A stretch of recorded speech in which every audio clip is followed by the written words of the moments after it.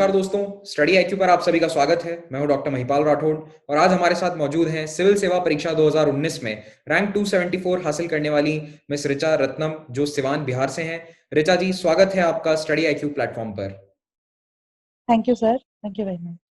हमारे दर्शकों को मुझे मैं बताना चाहता हूं कि ऋचा जी रैंक 274 होने के साथ साथ हिंदी मीडियम की इस साल टॉपर हैं। As far as the information that we have right now, she is the topper of Hindi medium. और कई स्टूडेंट्स मुझे मैसेज कर चुके हैं, कई और ये पूछ चुके हैं कि हिंदी मीडियम के लिए तैयारी कैसे करनी है, उसके लिए कैसे गाइडेंस ली जाए। तो आज हम ऋचा जी को इसीलिए स्टडी आईक्यू प्लेटफॉर्म पर लाए हैं ताकि वो अपनी जर्नी शेयर करें, साथ ही साथ आप लोगों को गाइड कर सकें कि हिंदी माध्यम से जो तैयारी कर रहे हैं उनको किन सोर्सेज को फॉलो करना चाहिए, क्या स्ट्रैटेजी अपनानी चाहिए। तो ऋचा जी, शुरुआत करते हैं आपके बारे में जानकर। आप कहाँ से बिलोंग करती हैं एग्जैक्टली, और आपने अपनी पढ़ाई कहाँ पर करी, ये हमें बताएं। सर, मैं बेसिकली सिवान बिहार से बिलोंग करती हूँ और मैंने अपनी 12th तक की पढ़ाई सिवान में ही की थी।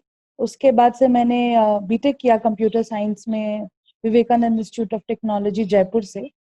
और आफ्टर कंप्लीटिंग माय इंजीनियरिंग मैंने सिविल सेवा की तैयारी के लिए जो है प्रयास शुरू कर दिया। लेकिन शुरुआत में मैं चूंकि काम करती थी तो काम के साथ मैं तैयारी करती थी और कुछ पर्सनल रीजंस भी थे जिसके कारण करीबन 2016 तक मैं बहुत कंटिन्यूटी में तैयारी नहीं कर पाई। पर 2016 के बाद मैंने इस तैयारी को काफी सीरियसली करना शुरू किया। ओके। तो जैसा कि आप बता रही हैं कि 2016 से आपने सीरियसली तैयारी शुरू करी, तो ये आपका कौन सा अटेम्प्ट था, 2019 वाला जो अटेम्प्ट है? और ये मेरा 5th अटेम्प्ट था। ओके। तो आपने कॉलेज के बाद पहले जॉब किया कुछ समय, उसके बाद आप फुल फ्लेजेड तैयारी के लिए आपने जॉब छोड़ दिया? हाँ सर, मेरा एक फैमिली वेंचर ही था, मैं उसमें काम कर रही थी। इसके अलावा कुछ मेरे कुछ पर्सनल रीजंस आ गए थे जिसके कारण मैं तैयारी जो है वो बहुत कंटिन्यू नहीं रख पाई थी। ओके। तो इसलिए 2016 के बाद से ही मेरी तैयारी जो है वो कंटिन्यूअस रही है। ओके। तो ऋचा जी, पहले आप हमें ये बताएं कि over the period of time आपके हर अटेम्प्ट में आप कहाँ तक सफलता हासिल कर सकी, और क्या रीजन थे या फिर क्या स्ट्रैटेजी में चेंजेस थे जिनके कारण आप ऊपर या नीचे आई अपने प्रिपरेशन में। यानी कि उतार चढ़ाव आता है हर यूपीएससी एस्पिरेंट के, जो पूरा साइकिल है उसमें रहता है। तो आप अपनी जो अपनी जर्नी है उसके बारे में हमें बताएं, starting from your first attempt या फिर 2016 अटेम्प्ट। ओके सर, इनिशियली जो मैंने अटेम्प्ट्स दिए थे उसमें मेरी प्रिपरेशन बहुत अच्छी नहीं थी। और लेकिन 2016 के बाद से मैंने फाइनली जो है सीरियसली अटेम्प्ट करना शुरू किया। और मैंने 2017 का जो एग्जाम दिया था उसमें मैंने प्रीलिम्स पास किया। उसके बाद से मेंस लिखा था मैंने, पर 12 नंबर की वजह से मेरा कॉल नहीं आया। और उसके बाद से फिर मैंने 1 साल का ब्रेक लिया और फिर मैंने अपनी जो भी तैयारी में कमियां थी उसे पूरा किया एंड फाइनली मैंने 2019 में जो है वो सिविल सेवा की परीक्षा दी और जिसका परिणाम अभी आया जिसमें मेरी 274वीं रैंक आई है। तो आपको जब लगा कि आपकी तैयारी पूरी नहीं है तो आपने एक साल बीच में गैप दिया, आपने 2018 का अटेम्प्ट नहीं दिया था। ऋचा जी, आपने 2018 का अटेम्प्ट स्किप कर दिया। ये एक बहुत ही इंपॉर्टेंट निर्णय है जो बहुत कम अभ्यर्थी ले पाते हैं। जनरली लोगों को लगता है कि हम मेंस हमने दिया, इंटरव्यू के लिए कुछ मार्क्स से हम रह गए, तो हम तुरंत अगले अटेम्प्ट में सिलेक्ट हो जाएंगे। आपने मेंस दिया था, उसके बावजूद आपने 18 का अटेम्प्ट स्किप करने का निर्णय लिया। तो ये डिसीजन आपने कैसे लिया? उस डिसीजन के पीछे आपकी क्या थिंकिंग थी, वो थोड़ा विस्तार से समझाएं, क्योंकि मेरे ख्याल से जो थर्ड या फोर्थ अटेम्प्ट दे रहे हैं ये उनके लिए एक बहुत इंपॉर्टेंट यहाँ पर लेसन होगा। सर, जब मैं यूपीएससी की तैयारी कर रही थी तो मुझे लग रहा था कि ये यूपीएससी की पूरी तैयारी एक साइकिल है।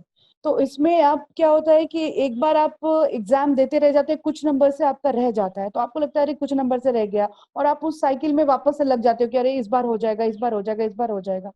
मेरे साथ ये हुआ कि जब मैंने 2017 में अपना पेपर लिखा तो मुझे पता था कि बहुत कम मार्क्स से मेरा कॉल नहीं आया है। लेकिन मुझे ये पता था कि फाइनल रैंक बनाने के लिए मुझे ज्यादा स्कोर की जरूरत है, कम से कम मुझे 150 से 200 नंबर अपने इंप्रूव करने होंगे। और लकीली उस साल जो हमारे यूपीएससी के फर्स्ट रैंकर थे अनुदीप सर, उनका मैंने एक वीडियो देखा था यूट्यूब पे जिसमें सर ने बोला कि उन्होंने किस तरह से लगातार 4 अटेम्प्ट्स देने के बाद उन्होंने 1 साल का ब्रेक लिया और उसमें तैयारी की, जो भी उनकी तैयारी में कमी रह गई थी उसे पूरा किया और फिर वापस से अगले साल अटेम्प्ट दिया। तो उस चीज को मैंने सोचा कि मैं भी इसे करना चाहूंगी और फिर मैंने 1 साल का ब्रेक लिया। अपने क्वालिटी पे, अपने कंटेंट पे, अपने आंसर राइटिंग पे मैंने काफी काम किया इस 1 साल में और वापस से मैंने ये अटेम्प्ट दिया जिसमें मैं सक्सेसफुल हो गई। ओके। तो आपने अपने सभी अटेम्प्ट्स क्या हिंदी मीडियम से दिए हैं या फिर आपने अपना मीडियम चेंज किया? नहीं सर, मैंने सभी अटेम्प्ट हिंदी मीडियम से ही दिए थे। ओके। और आपने हिंदी मीडियम सिलेक्ट क्यों किया? क्योंकि इंजीनियरिंग की पढ़ाई आपने इंग्लिश मीडियम में करी होगी, तो हाँ, व्हाई चूज हिंदी हाँ। Medium? Sir the biggest reason is कि मुझे ऐसा लगता है कि ये इकलौती परीक्षा है जो आपके जो विचार हैं वो आप जिस भाषा में चाहें उस भाषा में अभिव्यक्त करने की आपको स्वतंत्रता प्रदान करती है। बिल्कुल। और मुझे ऐसा लगता था कि मैं अपनी जो भी बातें हैं, जो भी विचार है, वो हिंदी में ज्यादा स्पष्ट तरीके से अभिव्यक्त कर पाऊंगी। तो ये एक बहुत बड़ा कारण था कि मैंने हिंदी को अपना परीक्षा का माध्यम चुना। ओके। तो ये कंफ्यूजन भी बहुत एस्पिरेंट्स को रहता है कि मान लीजिए आपकी तरह ही वो भी स्कूल के बाद कॉलेज में गए, कॉलेज उन्होंने इंग्लिश मीडियम से किया, आजकल इंजीनियर्स बहुत इस एग्जाम के लिए अपेयर कर रहे हैं, हम्म। तो वो कंफ्यूज होते हैं कि अब हमने 4-5 साल से हमारा माध्यम इंग्लिश हो गया है, लेकिन हम स्कूल में हिंदी माध्यम में पढ़े थे। तो क्या आप ऐसे एस्पिरेंट्स को सजेस्ट करती हैं कि वो भी हिंदी में ये परीक्षा दें, या फिर आप उन्हें इंग्लिश में अपियर होने के लिए सजेस्ट करेंगी? सर मेरे हिसाब से ये पर्सन टू पर्सन डिपेंड करता है कि वो किस मीडियम में देना चाहता है। एज पर से चूंकि हम हमारे स्कूलिंग ऐसा होता है कि 11th 12th या फिर इंजीनियरिंग की शिक्षा होती तो अंग्रेजी में ही है।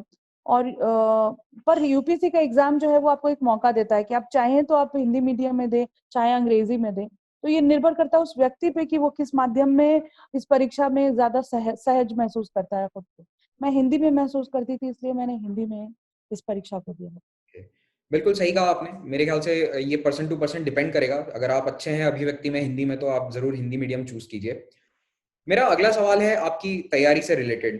तो आपने जब तैयारी की ठानी, तो आपने क्या हिंदी माध्यम के लिए कोई कोचिंग ज्वाइन करी, या फिर आपने सेल्फ प्रिपरेशन से शुरुआत करी? आपका तरीका क्या था प्रिपरेशन का? सर जब मैंने तैयारी शुरू की तो मैं एक्चुअली दिल्ली में थी नहीं, तो मैंने खुद से ही तैयारी शुरू की थी। फिर 2016 में मैं दिल्ली आई। यहाँ पर मैंने जो मेरा ऑप्शनल था हिस्ट्री, उसके लिए मैंने हेमंत झा सर की क्लासेस अटेंड की। लेकिन due to some personal reasons मैं उनकी क्लासेस पूरी तरह से अटेंड नहीं कर पाई। तो एक तरह से ऑप्शनल की तैयारी भी लगभग मैंने खुद ही की। बाद में जब 2017 का मैंने अटेम्प्ट दिया और मैंने देखा कि मेरे जीएस में क्या कमियां हैं, जीएस के आंसर राइटिंग में क्या कमियां हैं, और मुझे उस टाइम पे लगा कि मुझे एक मेंटोर गाइडेंस की जरूरत है, क्योंकि कहीं ना कहीं मैं एक तरह से एक आइसोलेशन में तैयारी कर रही थी। तो उस टाइम पे मैंने फिर फोरम आईएएस का मेंटोर गाइडेंस प्रोग्राम था वो ज्वाइन किया। और वहां पर मुझे बहुत अच्छा गाइडेंस मिला, आयुष सर ने मुझे गाइड किया। और मुझे लगता है कि उस गाइडेंस की वजह से जो मेरी तैयारी में जो कमियां रह गई थी वो काफी हद तक दूर हुई। ओके। ओके। तो मेंटोरशिप और आंसर राइटिंग प्रैक्टिस में आपने सुधार किया, और उससे आपका ये अटेम्प्ट सक्सेसफुल रहा। ऋचा जी, हिंदी माध्यम के छात्रों में एक धारणा है कि हिंदी मीडियम के लिए जो सोर्सेज अवेलेबल हैं, चाहे वो करंट अफेयर्स हो या इवन स्टैटिक के सोर्सेज हो, वो उस लेवल के नहीं है जो इंग्लिश मीडियम के लिए अवेलेबल हैं क्वालिटी वाइज, और दूसरा नंबर ऑफ सोर्सेज भी कम है। क्या आप इस बात से एग्री करती हैं, और अगर हाँ, तो फिर तैयारी कहाँ से करी जाए? आपने क्या सोर्सेज फॉलो किए? सर जहां तक सोर्सेज हिंदी माध्यम में उपलब्ध सोर्सेज की बात है, तो मुझे ऐसा लगता है कि सर हिंदी माध्यम में कहीं ना कहीं जो सोर्सेज उपलब्ध हैं, उन जो कंटेंट उपलब्ध है उसकी क्वालिटी द हिंदू जैसी नहीं है, या फिर जो राज्यसभा का द बिग पिक्चर जैसा डिबेट है वो हिंदी में नहीं होता। लेकिन हाल के वर्षों में बहुत से ऐसे हिंदी माध्यम के कोचिंग संस्थान हैं जिन्होंने इनका अनुवाद जो है उपलब्ध कराना शुरू कर दिया है। लेकिन फिर भी मुझे लगता है कि उसकी जो संख्या है वो काफी कम है। तो ऐसे में मैं हिंदी माध्यम के परीक्षार्थियों को ये कहना चाहूंगी कि वो अपने आप को भाषा के माध्यम पे सीमित ना करें। जैसे कि अगर आप मेरी बात करें तो मैंने अपनी तैयारी में अपने आप को भाषा के आधार पर सीमित नहीं किया था। मैं द हिंदू न्यूज़पेपर पढ़ती थी, या फिर मैं राज्यसभा के डिबेट्स देखा करती थी, या फिर जैसे मैंने फोरम आईएएस का करंट अफेयर क्लासेस अटेंड किया था, वो इंग्लिश में था। तो सर मुझे ऐसा लगता है कि कंटेंट, चूंकि हमें फाइनली मार्क्स जो है वो मेंस एग्जाम में अपने आंसर के बेसिस पे ही मिलने वाले हैं। तो ऐसे में अगर हमें क्वालिटी कंटेंट किसी भी भाषा में मिले तो हमें उसे पढ़ना चाहिए और उसे अपने आंसर में इनकलकेट करना चाहिए। ओके। तो आपके कहने का तात्पर्य ये है कि किसी भी मीडियम में आप बंद कर ना रहें। अगर आपको इंग्लिश मीडियम में अच्छा सोर्स मिल रहा है, तो कोशिश करें कि उसको आप पढ़कर अपने अपने आप अनुवाद करें उसका। तो अब बात हाँ। आती है नोट्स की। तो क्या आपने नोट्स खुद से बनाए, या फिर आप रेफर करती थी जो प्रिंटेड मटेरियल मार्केट में अवेलेबल होता है, या फिर जो ऑनलाइन पीडीएफ्स मिलते हैं उन्हीं पर आपकी निर्भरता थी, या खुद सेल्फ नोट्स आपने प्रिपेयर किए? सर मैंने नोट्स खुद ही बनाए थे। और यहाँ तक कि मैंने सिलेबस में जितने भी टॉपिक्स थे, मैंने हर टॉपिक का कम से कम 250 वर्ड का एक नोट्स प्रिपेयर किया था। मुझे ये था कि पेपर में कोई भी ऐसा टॉपिक ना हो जो मेरा जो मैं लिखने से छूट जाए मेरा। तो इसलिए मैंने हर टॉपिक के नोट्स जो है वो प्रिपेयर किए थे, डिफरेंट डायमेंशंस को ध्यान में रखते हुए, करंट इश्यूज को ध्यान में रखते हुए। इसके लिए मैं ऑनलाइन सोर्सेज भी को भी रेफर करती थी। जो मेरे करंट अफेयर क्लासेस से जो मुझे रिसोर्स मिलता था, मैं उससे भी अपने आंसर में यूज करती थी। तो मेरा ये मानना है कि आपके अपने नोट्स जो हैं वो काफी हेल्पफुल होते हैं, स्पेशली रिवीजन करते टाइम वो काफी हेल्पफुल होते हैं। Okay. तो क्या ये टॉपिक्स आपने मेंस के सिलेबस में जो पॉइंट्स लिखे रहते हैं वहां से चूज किए, या फिर आप अपने हिसाब से टॉपिक्स तैयार करती थी? यानी कि जो टॉपिक हैं, हेडिंग्स जो हैं, वो आपने मेंस वाले सिलेबस से लिए थे, उनके ऊपर आपने 250 हाँ ढाई। सर। ओके। Yes sir. जैसे कि सर फॉर एग्जांपल जैसे कि हेल्थ है, तो हेल्थ एक टॉपिक दे रखा है। तो मैंने क्या किया कि हेल्थ में जैसे 2013 के बाद से अभी तक जितने भी मेंस में क्वेश्चन पूछे गए हैं, मैंने उसका एक बनाया कि अच्छा हेल्थ पे ये क्वेश्चंस पूछे गए हैं। फिर उसके आधार पर फिर मैंने हेल्थ के पूरे टॉपिक को डीकंस्ट्रक्ट किया कि क्या प्रॉब्लम है हेल्थ, जैसे कि एक प्राइमरी हो गया, सेकेंडरी हो गया, टर्शियरी हो गया, फिर क्या चैलेंजेस हैं, क्या इश्यूज हैं, क्यों नॉर्थ के स्टेट पीछे हैं, क्यों साउथ के स्टेट का जो पब्लिक हेल्थ इंफ्रास्ट्रक्चर है वो बेटर है। और इस तरीके से करके मैंने क्यों प्राइमरी हेल्थ इंफ्रास्ट्रक्चर पे ज्यादा ध्यान देने की जरूरत है, जो आयुष्मान भारत योजना थी वो क्या है, उसके फायदे क्या हैं, क्यों अमर्त्य सेन ने बोला था कि हमने इस तरह के जो भी इंश्योरेंस इंड्यूस्ड मॉडल है, उसका हेल्थ इंश्योरेंस इंड्यूस्ड जो मॉडल है उसका उन्होंने उसकी जो कमियां बताई थी वो क्या है। तो इस तरीके से मैंने हर टॉपिक को डीकंस्ट्रक्ट किया था, ताकि मैं उससे जैसा भी क्वेश्चन आए मैं कम से कम उसे लिख पाऊं अच्छे तरीके से। अब मैं बात करना चाहूंगा नोट मेंस में आंसर लिखने के बारे में। मेंस में ऐसा कहा जाता है कि हिंदी थोड़ी सी लिखने में स्लो है। ऑब्वियसली इसको मैं भी मानता हूं कि हिंदी लिखना थोड़ा सा स्लो है compare to English because of the style of writing. तो आपने इस चैलेंज को कैसे ओवरकम किया कि आपके आंसर्स ना छूटें मेंस में? सर ये चीज तो सिर्फ और सिर्फ बहुत ज्यादा आंसर लिखने से ही आती है। और मैं ये कहूँ कि मैंने आंसर राइटिंग प्रैक्टिस जो है वो बहुत की थी। प्रीलिम्स के पहले तो की ही थी, प्रीलिम्स और मेंस के बीच में मैं हर दिन अपने आप को 1 घंटे के अंदर 7 से 8 क्वेश्चन जो है वो लिखने की प्रैक्टिस हर रोज करती थी। और उसमें सबसे इम्पोर्टेंट ये होता था कि मैं सबसे पहले उस क्वेश्चन को सही तरीके से समझूं, फिर उस क्वेश्चन को मैं तोड़ लूं जो पूछा गया है, और फिर मैं उसे 7 मिनट के अंदर कंप्लीट करूं। तो ये जो स्किल है मुझे लगता है ये प्रैक्टिस से ही आएगी। और मैंने प्रैक्टिस से ही किया, जिसका परिणाम ये हुआ कि इस बार मेरा एक भी नंबर का क्वेश्चन जो है वो छूटा नहीं था, और मेरे सारे पेपर्स 3 घंटे के 5 मिनट पहले ही खत्म हो गए थे। ओ, आपने सारे पेपर्स पूरे कंप्लीट किए, ये अपने आप में एक बहुत बड़ी यस उपलब्धि सर। होती है मेरे ख्याल से। इसकी एक अलग ही खुशी होती है कि मेंस में सारे पेपर कंप्लीट कर पाए। हाँ, क्योंकि 2017 में मेरा पेपर छूट गया था और मैं बहुत दुखी हुई थी कि मेरा पेपर कैसे छूट गया। तो मैं नहीं चाहती थी कि इस बार मेरा एक भी क्वेश्चन छूटे। और मुझे जैसे सब बोलते हैं कि थोड़ा बहुत अंडरलाइन वगैरह करना चाहिए, तो ये कहीं ना कहीं वो जो 5 मिनट पहले मेरा पेपर हो गया, तो मैंने थोड़ा बहुत जितना भी अंडरलाइन हो सकता था या जो कुछ मुझे लगता था कि कुछ पॉइंट्स में मिस कर रही हूँ, मैं उसे भी ऐड कर देती। मेंस में आपने आंसर राइटिंग स्टाइल कौन सी फॉलो करी? क्या बुलेट पॉइंट्स में लिखती थी या फिर पैराग्राफ फॉर्म को आपने फॉलो किया? बॉडी इंट्रोडक्शन, किस तरह ये सब चीजें आपने फॉलो करी, या फिर जैसे क्वेश्चन टू क्वेश्चन वेरिएशन रखा? यस सर, मैंने क्वेश्चन टू क्वेश्चन वेरिएशन रखा था। क्योंकि मेरा बैकग्राउंड साइंस का है तो डेफिनेटली बुलेट्स में आंसर लिखना हमें आसान होता है। लेकिन पिछली बार मैंने बहुत सारे टॉपर्स की जो है वो जो है कॉपियां देखी थी, जो अवेलेबल होती हैं। तो उसमें मैंने देखा था कि उनमें उन्होंने क्वेश्चन टू क्वेश्चन, जो क्वेश्चन जैसे थोड़ा फिलोसॉफिकल है तो उसमें उन्होंने पैराग्राफ स्टाइल में लिखा है, जो क्वेश्चन थोड़ा फैक्चुअल है या इस तरीके का है उन्होंने उसमें बुलेट्स यूज किए थे। तो मैंने इस तरह की आंसर राइटिंग जो स्टाइल है इस बार अपने मेंस में अडॉप्ट की थी। और जैसे कुछ पॉलिटी के क्वेश्चंस थे जो मुझे इनिशियली फिलोसफिकल लगे, जैसे धर्मनिरपेक्षता वाला प्रश्न था, तो उसमें मैंने थोड़ा उस कुछ हिस्सों को पैराग्राफ में लिखा, कुछ हिस्से को बुलेट में लिखा, and I ended with a quote. Jawaharlal Nehru ji का जो कोट था उस पे मैंने उस क्वेश्चन को एंड किया। तो इस तरीके से मैंने लिखा। GS4 एथिक्स पेपर की तैयारी आपने कैसे करी? सर मैंने GS4 एथिक्स के पेपर के लिए जो अंसारी सर के एथिक्स क्लासेस जो है वो ऑनलाइन अटेंड किए थे।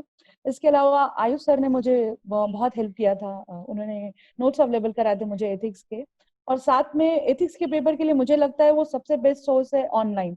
जैसे आप यूट्यूब पे जाइए तो क्रैश कोर्स के वीडियोस होते हैं, वो काफी हेल्पफुल हो जाते हैं, वो डिफरेंट डिफरेंट फिलोसॉफिकल थॉट्स पे होते हैं, तो वो मैं देखा करती थी। इसके अलावा और भी कुछ जो भी मुझे ऑनलाइन रिसोर्सेज मिलते थे वो मैं पढ़ा करती थी, और जो भी एग्जाम्पल्स होते थे उसे जरूर लिखा करती थी। मुझे लगता है कि एथिक्स में रेथोरिक राइटिंग की जगह पे अगर हम एग्जाम्पल्स के थ्रू जो है अपनी बातें लिखें तो शायद ज्यादा स्कोर कर पाएंगे।